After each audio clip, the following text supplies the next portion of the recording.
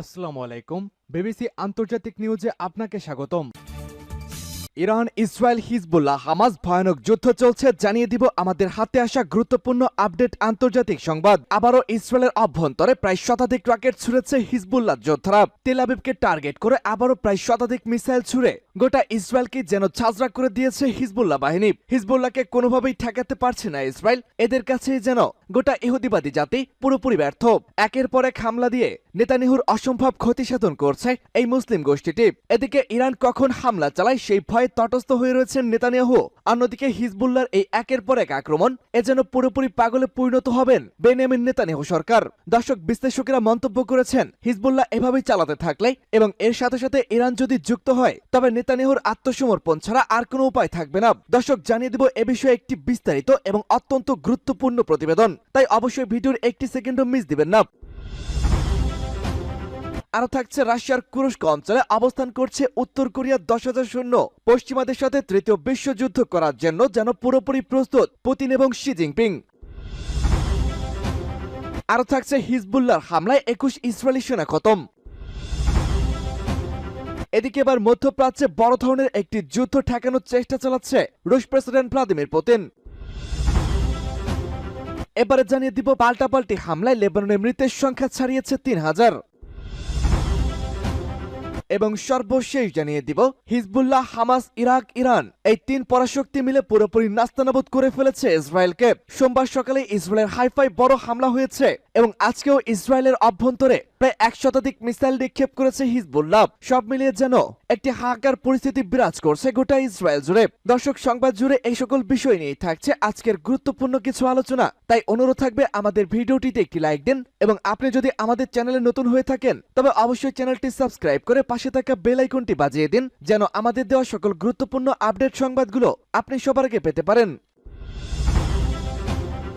ইসরায়েলের অভ্যন্তরে শতাধিক রকেট ছুড়েছে হিজবুল্লাহ। গাজা এবং লেবাননে ইসরায়েলি আগ্রাসনের প্রতিবাদে দেশটিতে নিয়মিত রকেট হামলা চালাচ্ছে হিজবুল্লাহ। রোববার লেবানন থেকে ইসরায়েলি ভূখণ্ডকে লক্ষ্য করে 105টি রকেট ছোড়া হয়েছে বলে জানিয়েছে ইসরায়েলি সেনাবাহিনী। এক সংবাদ বিজ্ঞপ্তিতে তারা দাবি করেছে, হিজবুল্লাহর এসব হামলা থেকে ইসরায়েল এবং এর জনগণকে রক্ষায় সেনাবাহিনী তাদের চেষ্টা অব্যাহত রাখবে। তবে হিজবুল্লাহ প্রধান এই হামলায় কোনো ক্ষয়ক্ষতি হয়েছে কিনা সে ব্যাপারে ইসরায়েলি সেনাবাহিনীর পক্ষ থেকে কিছুই জানানো হয়নি। গত বছরের অক্টোবরে গাজায় আগ্রাসন শুরুর পরে হিজবুল্লাহর সঙ্গে সংঘর্ষে জড়ায় ইহুদিবাদী ইসরায়েল। এর মধ্যে হিজবুল্লাহ দীর্ঘদিনের শীর্ষ নেতা হাসান নাসরুল্লাহকে হত্যা করেছে তারা। এছাড়া লেবাননের রাজধানী বৈরুত সহ বিভিন্ন জায়গায় নিয়মিত বিমান হামলা চালিয়ে কয়েক হাজার মানুষকে হত্যা করেছে ইসরায়েল। পরাপর মুসলিমদের 3 পরাশক্তি এবং তাদের 3 নেতাকে হত্যার প্রতিশোধ নিতে এবার যেন বেশ মরিয়া হয়ে উঠেছে হিজবুল্লাহ বাহিনী এবং প্রতিদিনই তারা কোনো না কোনোভাবে ইসরায়েলকে আঘাত এনে চলেছে। তারই পরিপ্রেক্ষিতে এবার তেল আবিবকে টার্গেট করে প্রায় 1 শতাধিক মিসাইল নিক্ষেপ করেছে হিজবুল্লাহ যোদ্ধারা।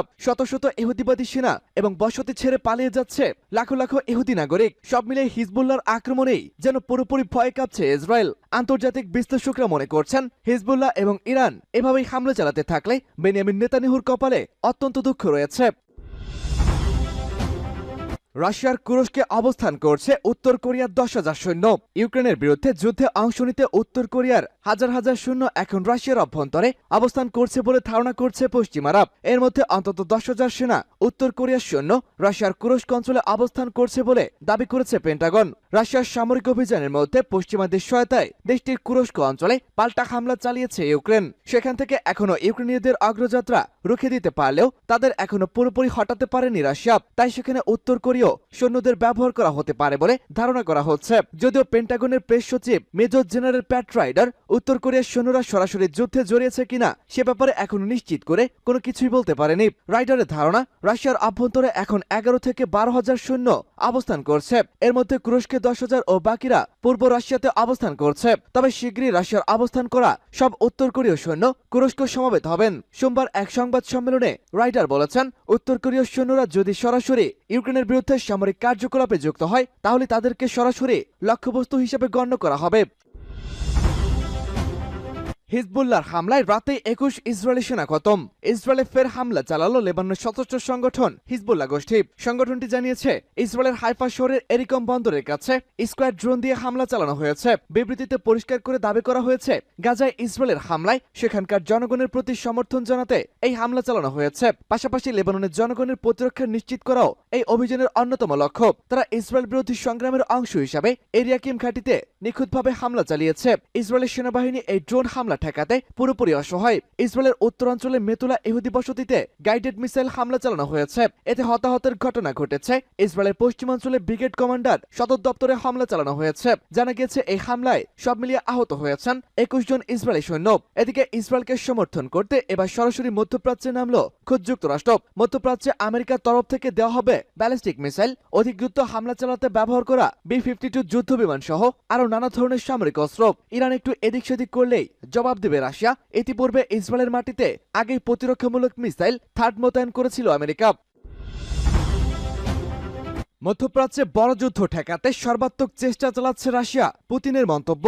মধ্যপ্রাচ্যে বড় যুদ্ধ ঠেকাতে রাশিয়া সর্বাত্মক চেষ্টা চালিয়ে যাচ্ছে বলে জানিয়েছে দেশটির প্রেসিডেন্ট ভ্লাদিমির পুতিন। তিনি বলেছেন, মধ্যপ্রাচ্যের সংঘাত যাতে বড় ধরনের যুদ্ধে রূপ না নেয় সেজন্য রাশিয়া সক্রিয় প্রচেষ্টা চালিয়ে যাচ্ছে। ক্রেমলিনে নিযুক্ত বিদেশি রাষ্ট্রদূতদের কাছ থেকে পরিচয়পত্র গ্রহণ অনুষ্ঠানে পুতিন জোর দিয়ে বলেছেন, রাশিয়া বিশ্বাস করে সংশ্লিষ্ট পক্ষগুলোকে পুনর্মিলনের পথে ফিরিয়ে আনা এবং একটি টেকসই দীর্ঘমেয়াদী মীমাংসা অর্জনের একমাত্র উপায় হচ্ছে সার্বজনীনভাবে স্বীকৃত আন্তর্জাতিক আইনি কাঠামো। রুশ প্রেসিডেন্ট বলেছেন, রাশিয়া বিশ্বাস করে এই অঞ্চলে শান্তি পুনঃপ্রতিষ্ঠার মূল শর্ত নিরাপত্তা পরিষদের প্রস্তাবে বর্ণিত এই জাতিসংঘের সাধারণ পরিষদ কর্তৃক অনুমোদিত দ্বিরাষ্ট্র সমাধানের বাস্তবায়ন। সম্প্রতি ইরানের হামলার পর দেশটির সর্বোচ্চ নেতা আয়াতুল্লাহ আলী খামেনি দখলদার ইসরায়েল ও যুক্তরাষ্ট্রকে দাঁত ভাঙা জবাব দেওয়ার প্রতিশ্রুতি দিয়েছেন।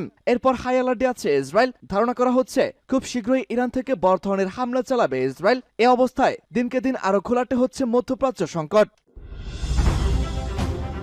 ইসরায়েলি হামলায় লেবাননে নিহতের সংখ্যা 3000 ছাড়ালো।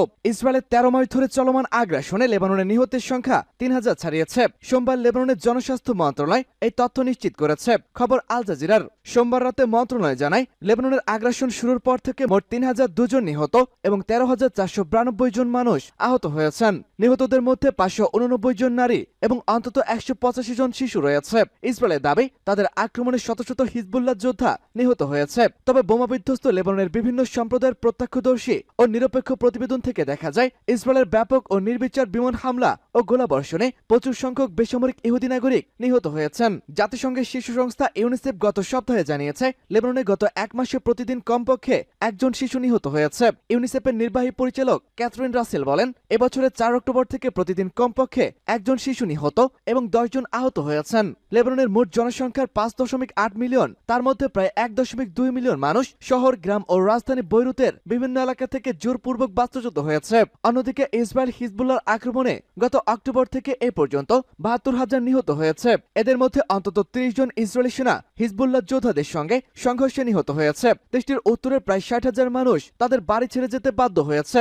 বহু মানুষ হতাহত এবং লেবাননের অবকাঠামো ও বেসামরিক যানমালের ক্ষয়ক্ষতি অব্যাহত থাকায় এই যুদ্ধ শীঘ্রই শেষ হবে এমন সম্ভাবনা অনেকটা কমই দেখা যাচ্ছে। গত শুক্রবার লেবাননের তত্ত্বাবধায়ক প্রধানমন্ত্রী নাজিব মিকাতি ইসরায়েলের বিরুদ্ধে হিজবুল্লাহর সঙ্গে যুদ্ধবিরতির আলোচনায় বাধা দেওয়ার অভিযোগ এনেছেন।